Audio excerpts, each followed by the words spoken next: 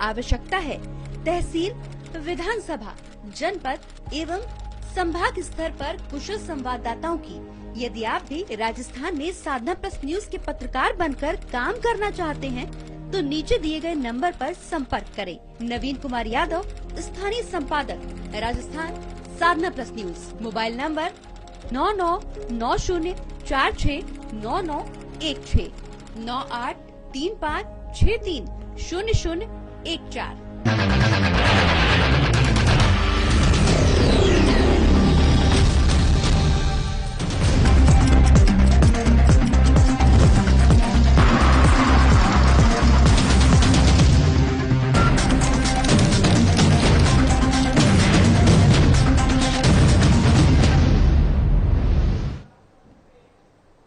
नमस्कार, आप देख रहे हैं साधना प्लस न्यूज। आप सभी का स्वागत है हमारा राजस्थान के हमारे इस बुलेटिन में। आपके साथ मैं अंजलि। बुलेटिन की ओर रुख करेंगे, लेकिन इससे पहले नजर डालते हैं आज की तमाम सुर्खियों पर। बिजली मंडल ने राज्यपाल को सौंपा ज्ञापन। अघोषित बिजली कटौती से जनता परेशान, राज्य सरकार को बताया निकम्मी सरकार। जयपुर में कांग्रेस के पीसीसी अध्यक्ष का बीजेपी आरएसएस पर बड़ा हमला। आरएसएस पर्दे के पीछे की करती है राजनीति, बीजेपी और कांग्रेस के बीच बयानबाजी जारी। कोटा में दहेज मुक्त विवाह कार्यक्रम का आयोजन, 1 मई को होगा कार्यक्रम। दहेज को जड़ से खत्म करना रखा उद्देश्य। बयाना में समस्या समाधान शिविर का आयोजन, अधिकारी और कर्मचारी रहे मौजूद। सैनिक परिवारों की सुनी समस्याएं। भरतपुर में अव्यवस्थाओं का लगा अंबार, यात्रियों को नहीं मिलता पीने का पानी। हजारों यात्री प्रतिदिन भरतपुर बस स्टैंड से करते हैं सफर।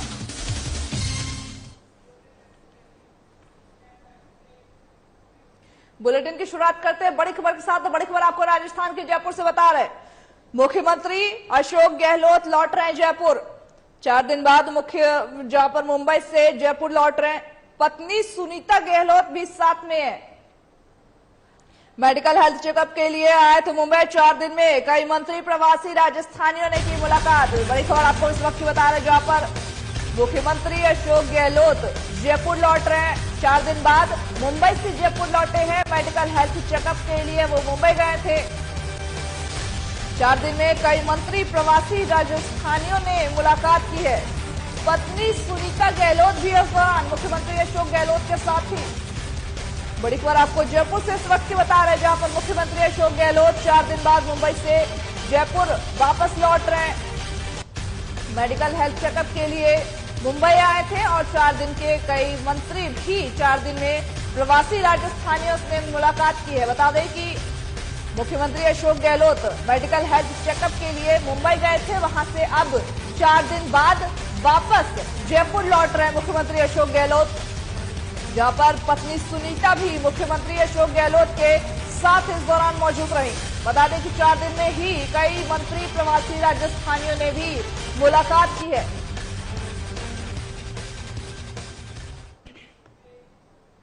अघोषित बिजली कटौती को बंद करवाने और साथ ही अन्य मांगों को लेकर के बीजेपी मंडल बकानी द्वारा मंडल अध्यक्ष पूनम शर्मा के नेतृत्व में तहसील कार्यालय के बाहर जोरदार प्रदर्शन किया गया। बता दें कि जहां पर बीजेपी मंडल ने राज्य सरकार के खिलाफ जमकर नारे लगाए हैं। जो सरकार निकम्मी है वो सरकार बदलनी है, जैसे नारों के साथ ही कार्यकर्ताओं ने जोरदार प्रदर्शन किया है।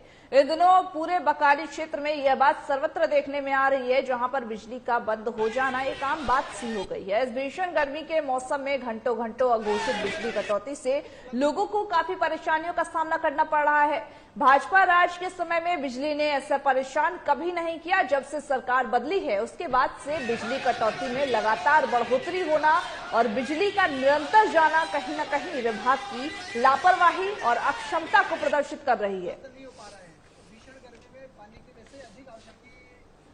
परेशानियां हैं, उनको ध्यान रखें और उनके परेशानी।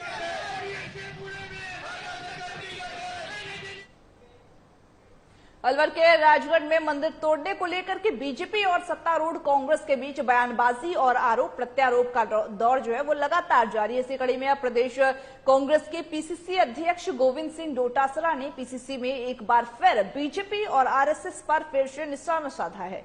आपको बता दें कि डोटासरा ने गुरुवार को प्रदेश कांग्रेस मुख्यालय में मीडिया से बातचीत करते हुए कहा कि संघ की आरएसएस देश का सबसे खतरनाक जीव है। ये हमेशा पर्दे के पीछे की राजनीति करते हैं, ये जहर घोलने का काम करते हैं, ये दीमक की तरह है। जहां पर राज्यसभा सांसद किरोड़ीलाल मीणा को लेकर के पीसीसी चीफ ने कहा कि किरोड़ीलाल को बीजेपी ही गंभीरता से नहीं लेती है, वो वसुंधरा राजे के नेतृत्व को कैश करना चाहते हैं। उनके बयानों को लेकर के किसी को बुरा मानने की जरूरत नहीं है। जहां पर कांग्रेस चिंतन शिविर को लेकर के कांग्रेस के अध्यक्ष ने कहा कि चिंतन शिविर की तैयारियां हमने शुरू कर दी है। पहले भी मुख्यमंत्री अशोक गहलोत के साथ उन्होंने उदयपुर जाकर के व्यवस्थाएं देखी थी। उन्होंने कहा कि कांग्रेस के चिंतन शिविर से अमृत निकलेगा और हम 2024 में फिर से सत्ता में वापसी करेंगे। जहां पर बता दें कि बीजेपी और आरएसएस पर डोटासरा का ये हमला देखने को मिला है, जहां पर मंदिर तोड़ने को लेकर के उसके बाद से लगातार कांग्रेस और बीजेपी के बयानबाजी जारी है। कांग्रेस लगातार देखा जाए तो कांग्रेस ने एक बार फिर से बीजेपी और आरएसएस को आड़े हाथों लिया है।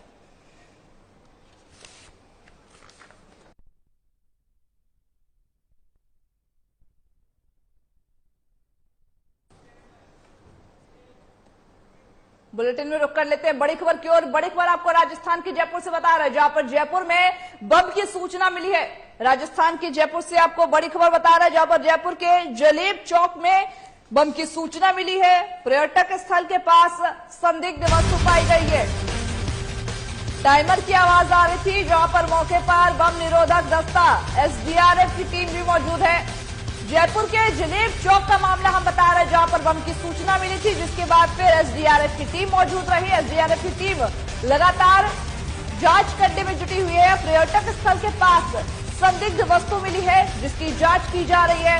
टाइमर की भी आवाज इसी दौरान आ रही थी, इसको लेकर के लगातार जांच की जा रही है। बता दें कि जयपुर के जलेब चौक में बम की सूचना मिली।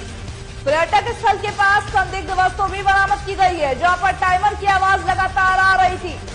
मौके पर बम निरोधक दस्ता एसडीआरएफ की टीम भी मौजूद है, लगातार इसको लेकर के जांच करती हुई नजर आ रही है।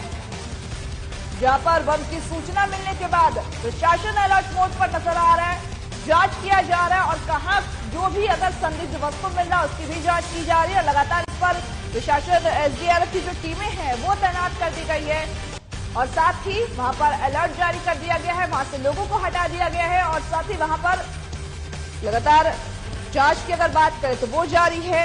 जयपुर के जलेब चौक में बम की सूचना मिली, जिसके बाद फिर एसडीआरएफ की टीम अलर्ट मोड पर आ गई और एसडीआरएफ की टीम ने जांच शुरू कर दिया, जहां पर संदिग्ध वस्तुओं की खास तौर पर जांच की जा रही है और संदिग्ध वस्तु पर्यटक स्थल के पास भी मिली थी।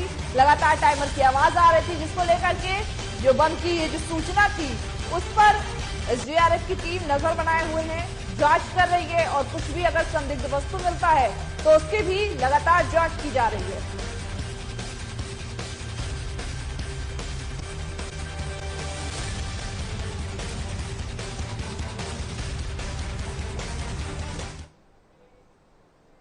एक मई को उंडवा रोड स्थित स्टील फैक्ट्री में बिना घोड़ी बिना बैंडबाजी के मात्र जहां पर बता दें कि 17 मिनट में दहेज मुक्त किया जाएगा। आयोजककर्ताओं ने पत्रकार वार्ता में जानकारी देते हुए बताया कि आज के आधुनिक युग में देखा जाए तो मानव समाज एक धड़ा ऐसा है जो सिर्फ तामझाम और बनाव दिखावटी के लिए, चमक के लिए रुपए को पानी की तरह बहा करके बर्बाद कर रहा है। तो वहीं दूसरी ओर संत रामपाल जी महाराज के अद्वितीय ज्ञान की विचारधारा से प्रेरित होकर के संत रामपाल महाराज के अनुयायियों द्वारा बेहद सादगीपूर्ण, बिना किसी लेन देन अर्थात साथ ही साथ दान दहेज से पूर्णतः दहेज मुक्त विवाह रमैनी संपन्न किए जाते हैं। जहां पर बता दें कि ऐसा ही विवाह शहर के स्टील फैक्ट्री में देखने को मिला, जहां दूल्हा रामबाबू दास निवासी बुरनखेड़ी का विवाह रामगंज मंडी निवासी आशा दासी के साथ बड़ी ही सादगी के साथ संपन्न किया गया है। नहीं सर, बहुत अच्छा लग रहा है मेरे को तो, क्योंकि आज के समय में बेटी को पढ़ाने में पैसा खर्च हो जाता है। मैं एक साधारण सा इंसान हूँ, मजदूरी करता हूँ और इतनी महंगी शादी कर भी नहीं सकता, लेकिन मैंने संत रामपाल जी महाराज जी का जो ज्ञान है वो ज्ञान समझ के ही इसका अथॉरिटी मैंने ये फैसला लिया कि मेरी बच्ची को दहेज मुक्त विवाह करना चाहता हूँ। और मगर जी आज जो हम दूर दूर तक सत्संग में जाते हैं, एक छोटा सा मैसेज मैं भी देना चाहता हूँ कि दूर दूर तक हमारे जो अनुयायी हैं जो इसका हमारा रामपाल जी महाराज जी गुरु जी का प्रचार करना जाते हैं, तो वो एक ही बात कहते हैं कि आप हजारों सालों से जो परंपरा चलती आ रही है उसके विरुद्ध ज्ञान क्यों देते हो, परंपरा के अनुसार चलो। तो हम उनको यही बताने की प्रेरणा करते हैं कि परंपरा आप लोगों को समझ में नहीं आ रही है। अतिथि को हम साधु को घर बुलाते हैं तो उसको एक जोड़ी कपड़ा देते हैं, खाना देते हैं, आने जाने का किराया देते हैं। तो आज जो भी बुराइयां समाज के अंदर फैलती जा रही है, ये सबसे बड़ी बुराई तो अपन दहेज प्रथा समझे।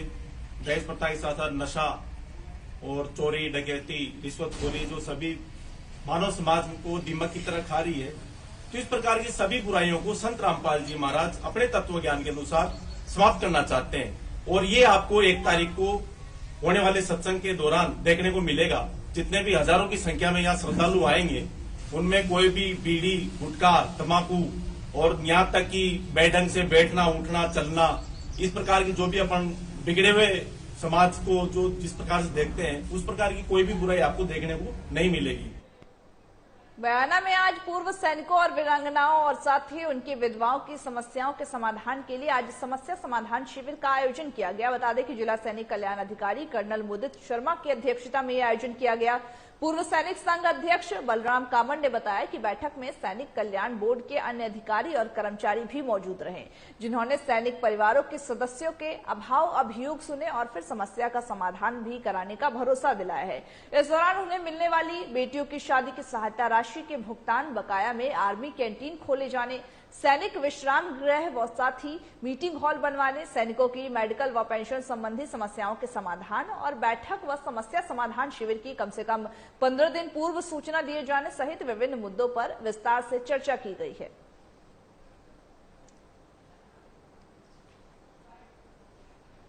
पूर्व सैनिक संघ बयाना की जो मीटिंग हुई और उसमें हमारी वीर नारी और विधवाओं की जो समस्याएं थी उसकी समाधान के लिए शिविर का आयोजन किया गया था, और जिसमें अपने जो नए कर्नल मुदित शर्मा जिला सैनिक कल्याण कार्यालय अधिकारी भरतपुर से और उनकी टीम पधारी थी।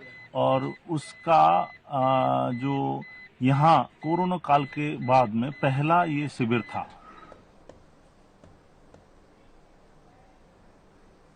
जहां पर बता दें कि ये पूरा मामला दरअसल देखा आपने जैसे कि बैठक में कई तरह के जो आयोजन थे वो सैनिक परिवारों की समस्याएं सुनी गई है बयाना में, और साथ ही साथ उनको किसी तरह की कोई परेशानी ना हो उसके बारे में भी चर्चा की गई है।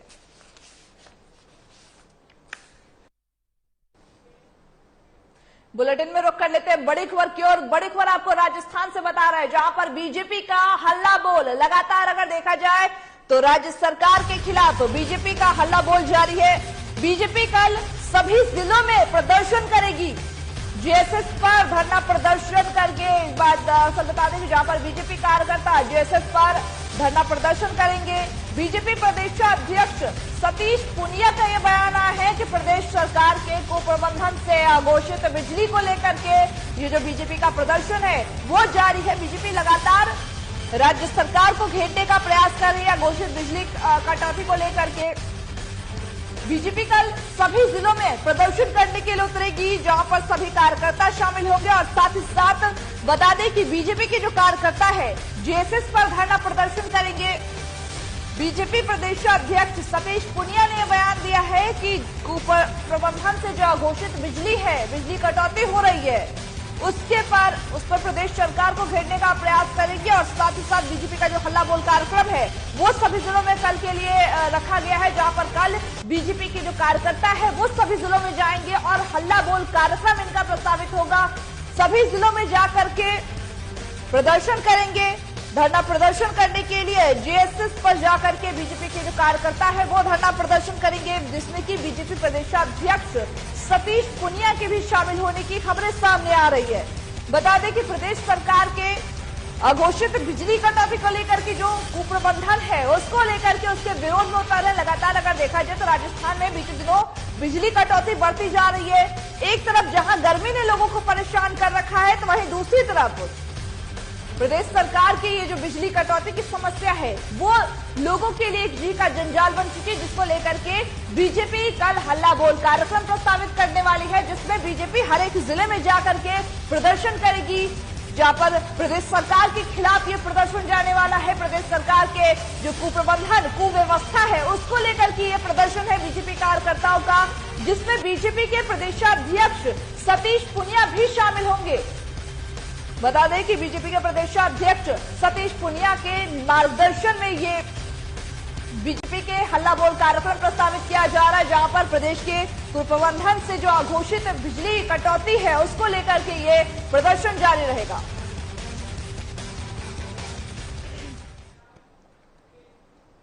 लालसोट विधानसभा क्षेत्र के ग्राम पंचायत रामगढ़ पचवारा में विवाहिता से गैंगरेप हत्याकांड के दोषियों को फांसी की सजा और पीड़ित परिवार को आर्थिक पैकेज सहित अन्य मांगों को लेकर के आज रामगढ़ पचवारा एसडीएम को मुख्यमंत्री अशोक गहलोत के नाम का ज्ञापन सौंपा गया है। आपको बता दें कि इस दौरान अम्बेडकर विकास मंच के अध्यक्ष सूरज मीणा, बिदरखा के सरपंच प्रतिनिधि मनमोहन मीणा समेत तमाम लोग शामिल रहे। यहाँ पर बता दें कि दोषियों को सजा दिलाने की मांग की गई है। सजा दिलाने की मांग करते हुए ज्ञापन सौंपा गया है। साथ ही बता दें कि बीते दिनों ही विवाहिता के साथ गैंगरेप जैसी घटना को अंजाम दिया गया था, जिसमें यह मांग किया गया है कि जो आरोपी हैं उनको फांसी दी जाए, क्योंकि लगातार अगर बात करें तो इसी तरह के होने के बाद दोषियों को अगर फांसी की सजा नहीं दी जाती है तो जो दोषी हैं और साथ ही साथ जो अपराधी प्रवृत्ति के लोग हैं उनके हौसले बुलंद होंगे, एक बार फिर से किसी न किसी के साथ रेप की घटना को अंजाम देंगे। इसी को लेकर के आज ग्राम पंचायत रामगढ़ पचवाड़ा में जहां पर विवाहिता से गैंगरेप हत्याकांड के वारदात को अंजाम दिया गया था और इसके जो दोषी थे उनके खिलाफ अब ये मांग की गई है कि साथ ही जो दोषी हैं उनको फांसी की सजा दी जाए और उसके साथ ही साथ ये मांग की गई है कि जो पीड़ित परिवार है उनको मुआवजा दी जाए, उनको आर्थिक पैकेज दी जाए और साथ ही अन्य कई मांगों को लेकर के आज ज्ञापन सौंपा गया है। बड़ी संख्या में यहाँ पर लोग पहुंचे थे, जहां पर एसडीएम को मुख्यमंत्री अशोक गहलोत के नाम का यह ज्ञापन सौंपा गया है। ज्ञापन में साफ तौर पर यह मांग की गई है कि जो दोषी थे उनको फांसी की सजा दी जाए और साथ ही जो पीड़ित परिवार है उनको आर्थिक पैकेज दी जाए और साथ ही अन्य कई मांगे भी इसमें शामिल की गई है। इस दौरान अंबेडकर विकास मंच के अध्यक्ष भी एमएसजे कॉलेज में बने हनुमान मंदिर पर पुजारी को लेकर के विवाद बढ़ता जा रहा है। बता दें कि जहां पर पुजारी को हटाने के विरोध में महिलाओं ने सड़क पर जाम लगा दिया है। आज कॉलेज में जहां पर कॉलेज प्रशासन और मंदिर पर पूजा करने आने वाले श्रद्धालुओं के बीच में पुलिस की मौजूदगी में बैठकर वार्ता की गई है, लेकिन वार्ता विफल रही।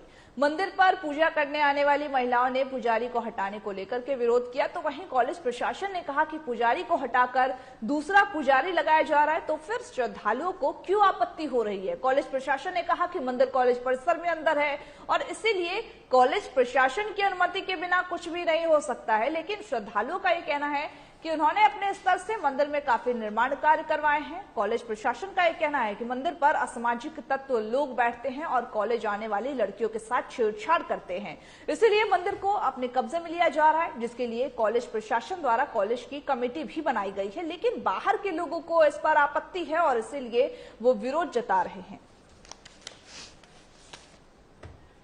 यहाँ पर बता दें कि पुजारी को हटाने को लेकर के विरोध लगातार जारी है। एमएसजे कॉलेज का यह पूरा मामला बता रहा है, जहां पर एमएसजे कॉलेज में हनुमान मंदिर बना हुआ है, उसको लेकर के विवाद अगर बात करें तो वो गहराता हुआ नजर आ रहा है। महिलाओं ने सड़क पर जाम लगाना शुरू कर दिया। उनका साफ तौर पर कहना है कि जो मंदिर है वो कॉलेज प्रशासन में मौजूद है और अगर बाहर से ऐसे में लोग आते हैं मंदिर के अंदर तो वो जो लड़कियां हैं कॉलेज के अंदर, कॉलेज की जो छात्राएं हैं उसके साथ छेड़छाड़ की वारदातों को अंजाम देते हैं। इसी को लेकर के कॉलेज प्रशासन के अंदर और साथ ही ये मांग की गई है कि कॉलेज प्रशासन के अंदर अगर कुछ भी होता है तो वो बिना कॉलेज प्रशासन की अनुमति के नहीं हो सकता। इन्हीं सब मांगों को लेकर के आज जो विवाद है वो बढ़ता जा रहा है और इन्हीं सब मांगों को लेकर के महिलाएं सड़क पर उतरी हैं। सड़क पर उन्होंने जाम लगाना शुरू कर दिया है। प्रशासन और मंदिर पर जो पूजा करने वाले आने वाले श्रद्धालु हैं उनके बीच में पुलिस की मौजूदगी में यह वार्ता हुई थी। वार्ता हालांकि विफल रही। वार्ता में जो निर्णय निकलना चाहिए था वो निकलकर सामने नहीं आ रहा, क्योंकि दोनों ही पक्ष अपने अपने मुद्दों पर अड़े हुए हैं।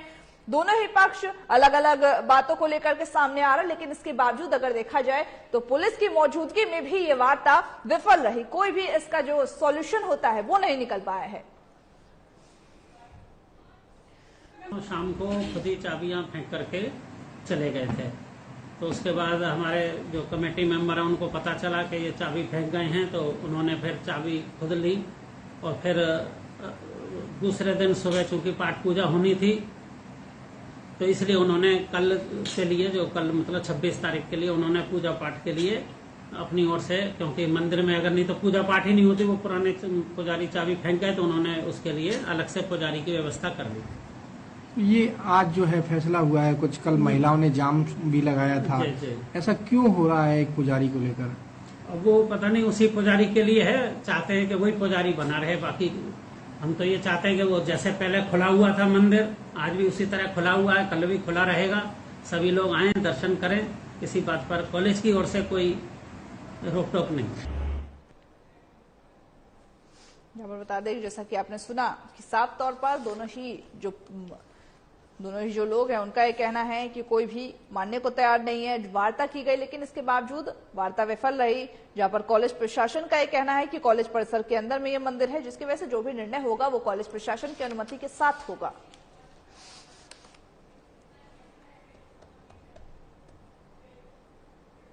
बुलेटिन में रुख करते हैं बड़ी खबर की ओर, जहां पर बड़ी खबर बता दें कि आरपीएससी भर्ती परीक्षा से जुड़ी हुई बड़ी खबर आपको बता रहा है, जहां पर आरपीएससी भर्ती परीक्षा में नोटिफिकेशन भर्ती का जारी कर दिया गया है।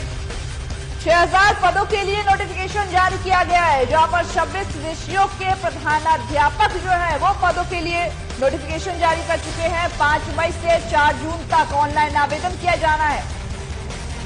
आरपीएससी ने भर्ती का नोटिफिकेशन किया जारी, 6000 पदों के लिए नोटिफिकेशन जारी किया है, जहां पर 26 विषयों के प्राध्यापक जो है उनके पदों के लिए ये नोटिफिकेशन जारी किया गया है। 5 मई से लेकर के 4 जून तक ऑनलाइन आवेदन होंगे, जिसमें जो भर्ती के जो विद्यार्थी है, जो छात्र है, वो भर्ती के लिए इसमें 5 मई से लेकर के 4 जून तक ऑनलाइन आवेदन कर सकते हैं। आरपीएससी भर्ती के लिए जो लंबे समय से इंतजार किया जा रहा था, वो इंतजार अब खत्म हो चुका है। प्राध्यापक की जो प्रधानाध्यापक की जो पोस्ट के लिए नोटिफिकेशन जारी होनी थी वो अब जारी हो चुकी है, जहां पर 6000 पदों के लिए नोटिफिकेशन जारी की गई है।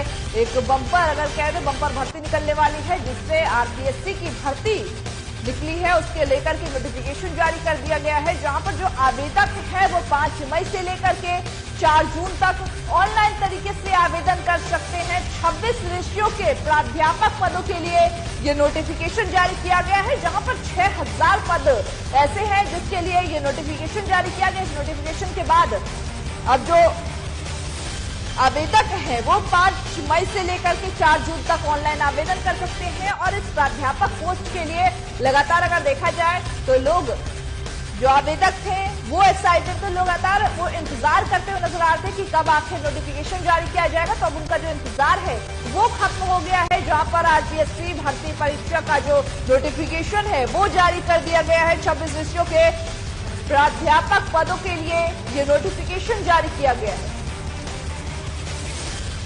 इसी बीच आपको एक और बड़ी खबर बता रहे हैं राजस्थान के लालसोट से, जहां पर बता दें कि राजस्थान के लालसोट से आपको इस वक्त की बड़ी खबर बता रहे हैं। महिला आयोग की अध्यक्षा रेखा शर्मा गोपालपुरा गांव पहुंची है। सामूहिक दुष्कर्म में हत्या के मामले को लेकर के पीड़ित परिजनों से मिलकर मामले की जानकारी दी गई है। प्रशासन की भूमिका पर अहम सवाल उठाए गए हैं, जहां पर पीड़ित परिवारजनों से न्याय की गुहार, उनके लिए न्याय की गुहार लगाई गई है। महिला आयोग की अध्यक्षा रेखा शर्मा गोपालपुरा गांव पहुंची है, जहां पर सामूहिक दुष्कर्म के बाद हत्या के मामले में पीड़ित परिवार को लेकर के न्याय दिलाने के लिए वो पहुंची है।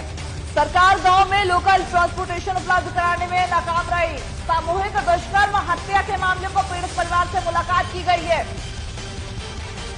महिला आयोग की अध्यक्ष रेखा शर्मा गोपालपुरा पहुंची है। सामूहिक दुष्कर्म में हत्या के मामले को लेकर के पीड़ित परिवार को न्याय दिलाने के लिए पहुंची है और प्रशासन की भूमिका पर भी सवाल उठाए हैं, जहां पर महिला आयोग की अध्यक्षा गोपालपुरा गांव पहुंची थी और साथ ही सामूहिक दुष्कर्म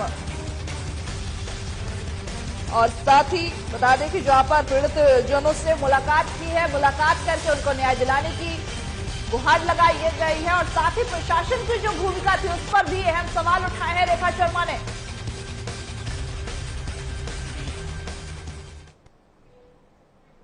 गर्मी के दिनों में राजधानी में बिजली की समस्या के कारण आमजन परेशान है। राजस्थान में बिजली कटौती गुरुवार सवेरे से शुरू हो गई है, जहां पर बड़ी बात यह है कि कटौती सवेरे 6 बजे से शुरू होकर के दोपहर के 12 बजे तक अलग अलग चरण में जारी रहेगी और इसके साथ ही तमाम शहरी इलाकों में भी नियमित बिजली कटौती के आदेश जारी होने के बाद बिगड़ने की संभावना जताई जा रही है।